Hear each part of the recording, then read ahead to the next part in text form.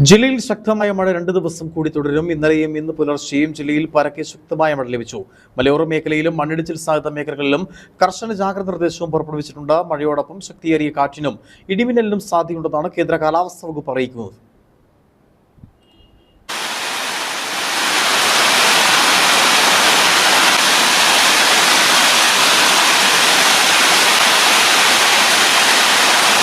ശക്തിയേറിയ കാറ്റിന് സാധ്യതയുള്ളതിനാൽ മലയോര മേഖലകളിൽ അതീവ ജാഗ്രതാ നിർദ്ദേശമാണ് നൽകിയിട്ടുള്ളത്.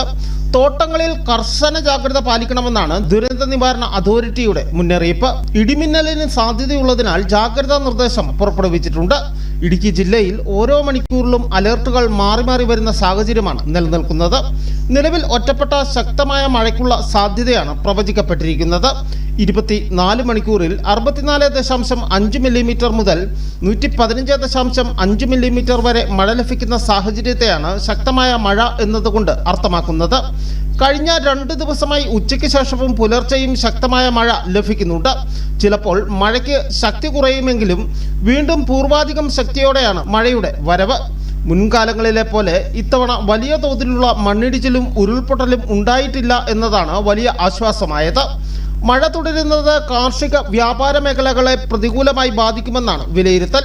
ദേവികുളത്തും ഉടുമ്പൻചോലയിലുമാണ് കഴിഞ്ഞ 24 മണിക്കൂറിൽ ഏറ്റവും അധികം മഴ ലഭിച്ചത്.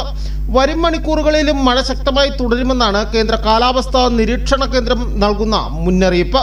മലയോര മേഖലയിലും മണ്ണിടിച്ചിൽ സാധ്യതാ മേഖലകളിലും ജില്ലാ ദുരന്ത നിവാരണ അതോറിറ്റി ജാഗ്രതാ നിർദ്ദേശവും പുറപ്പെടുവിച്ചിട്ടുണ്ട്. News bureau, Udumbanchola.